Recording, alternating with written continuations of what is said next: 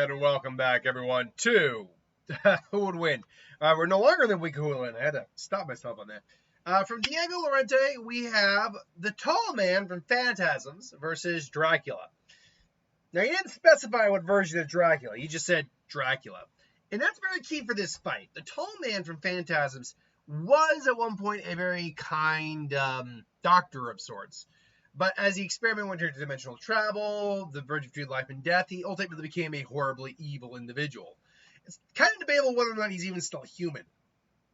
He has an array of abilities, from mental control, physical and physically stronger than your average person, controlling the little sphere sentinels that have multiple weapons in them, raising the dead more or less. He's got a lot going for him.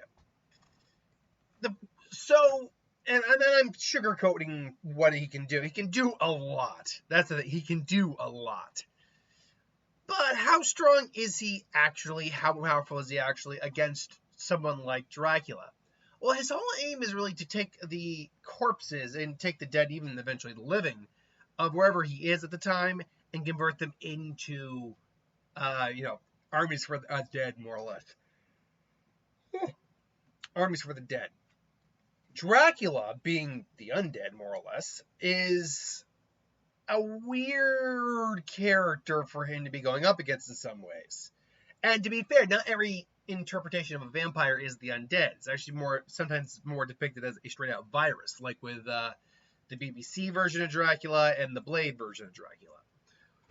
But, yeah, because Dracula is generally depicted as an undead vampire, an undead being, how he interacts with the tall man just to begin with is a weird scenario. You're like, does the tall man have any dominion over him? My guess would probably be no, because he's not straight out dead, and his will is immense. So I'm going to say he has no dominion over him. Which now leads us into the next big question. Well, how would he fare against Dracula? Because there's God knows how many versions of Dracula, and each vary in power to some degree. Your classic Bela Lugosi Dracula, he's got the standard, I'm stronger than average man, can turn into a bat or a wolf, but stab through the heart, garlic, crucifixes, sunlight, all that, I'm in trouble.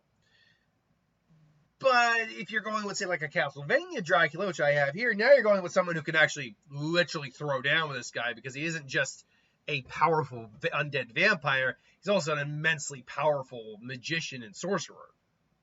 So, again, it all depends on which version of Dracula you're throwing out there. I will say this, and this is just obviously my opinion. You're clicking on the video to get my opinion. If you're going with the classic type of Dracula, cape, gown, all that kind of stuff, that, is a welcome. I need you, welcome. If you're going with that Dracula, the tall man would probably make mincemeat of those Draculas. Because, A, physically, he's probably comparable to him. They're not that much stronger than, say, a normal human. I mean, they are, but not like, say, lifting cars over their heads type of strength. The tall man is definitely strong enough to compete with them physically. Beyond that, between the Sentinels, his own abilities with his own other tech, as well as controlling other minions, I would say they would keep Dracula occupied long enough to either pin him down until the sunlight came or stab him through the heart. So, against your standard classic Dracula, the tall man, I think, is going to win. However, once you get into more powerful versions of Dracula, that gap in victory really starts to shrink. For example, if I go with, say, the Blade Trinity Dracula we saw in the movie, that Dracula is completely immune to sunlight. He's the first vampire.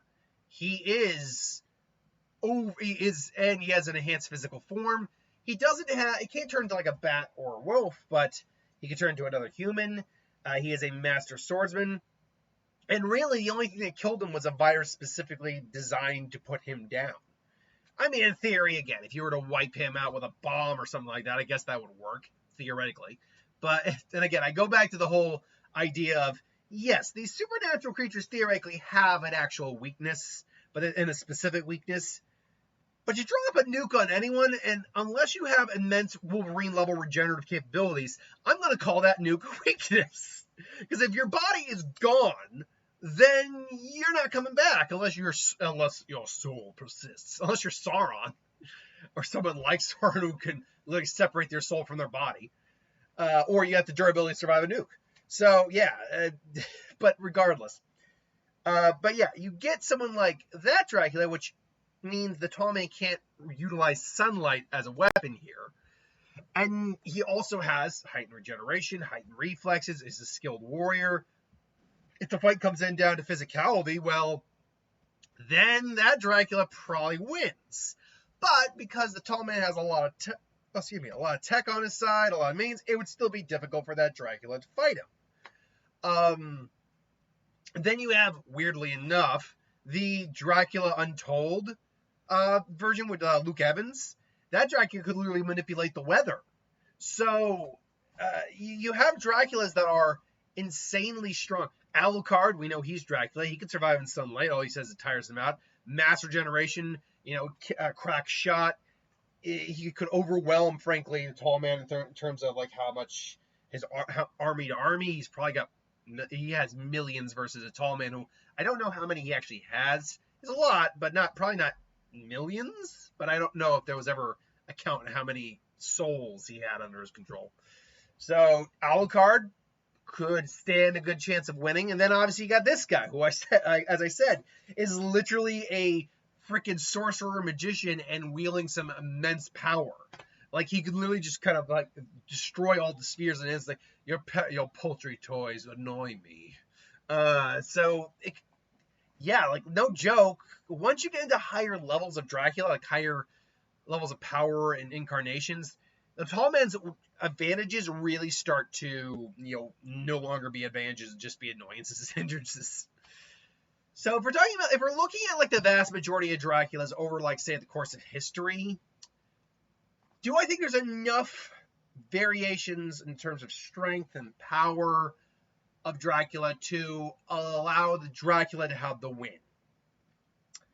And I will say, I'm not going like each individual movie, Bela Lugosi, Christopher Lee. I'm not doing that. I'm just saying that is more or less kind of the same style of Dracula. We're looking at different types of Dracula, not different actors who have played him. And if that is the case, then yes, I would say Dracula would ultimately have the edge if we're looking at as many incarnations of him as possible, who have had multiple levels of strength, power, abilities over the years. The tall man is a weird one, though. Like, he is you're a weird dude, tall man. Weird dude. So he's still a very, unique character to be throwing into versus matches. And like I said, against the standard Dracula that exists in lore, just the welcome, I bid you welcome, like that style Dracula, yeah, he'd beat that Dracula pretty hard. Like, without too much difficulty, I would actually think. But once you get into stronger incarnations, then you're getting into Draculas that this guy's not really well equipped to handle, because they can literally throw stuff at him that he isn't immediately prepared for. Hell, hypothetically, like Alucard, Helsing Alucard, is actually one of the worst individuals for him to fight, because he can literally just use the Hellhound, consume all the individuals he's put under his control, and be like, oh, I'm sorry. I have to admit, I admire your talents, but let me show you what a real master can do. Like, I could see him doing something like that. That Alucard would actually be a nightmare for him to deal with. Like, just getting rid of all his minions. His regeneration is just insane.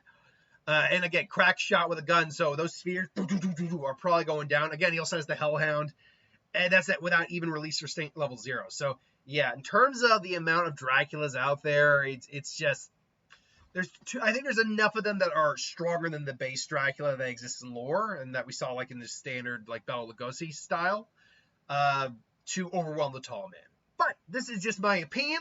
Let me know in the comments below what you think, and let me know what you think. Obviously, ideas for videos, let me know in the comments below. I will catch you guys for the next one.